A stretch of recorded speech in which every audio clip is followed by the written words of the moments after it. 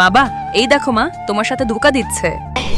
তখনই আরহি সুফিয়ার কাছ থেকে ফোনটি কেড়ে নেয়। সুফিয়া, তোমার কি মাথা খারাপ হয়ে গেছে? আমাকে না বলে তুমি আমার রুমে এসেছো কেন? মা, তুমি বাবাকে ধোঁকা দিচ্ছ, আমি বাবাকে সব বলে দেব। তখন সুফিয়াকে রুম থেকে যেতে বলে।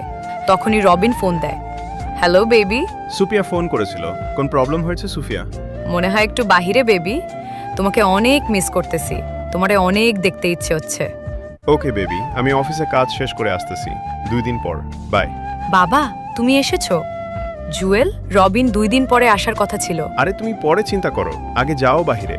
রবিন, তুমি এসেছো? তুমি তো 2 দিন পরে আসার কথা, আজকে কেন এসেছো? আরোহী, আমি তোমাকে সারপ্রাইজ দেওয়ার জন্য এসেছি। সারপ্রাইজ?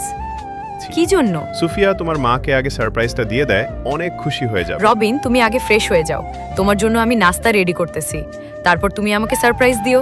এরপর রবিন সুফিয়াকে ডিভোর্স পেপারটি হাতে দেয়। রবিন, এটা তো ডিভোর্স পেপার, তুমি কি মাথা খারাপ হয়েছে? তুমি নিশ্চয়ই মজা করতেছো।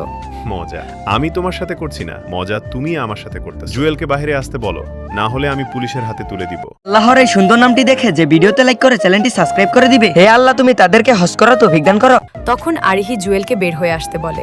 তুমি আমাকে ভালোবাসো না, তাহলে তুমি আমাকে বিয়ে করেছে কেন? তখন আরোহী রবিনের কাছে ক্ষমা চাই। আরিহির কোন কথা না শুনে দুজনকে বাড়ি থেকে বের করে দেয়। এরকম ভিডিও পেতে চ্যানেলটি সাবস্ক্রাইব করুন।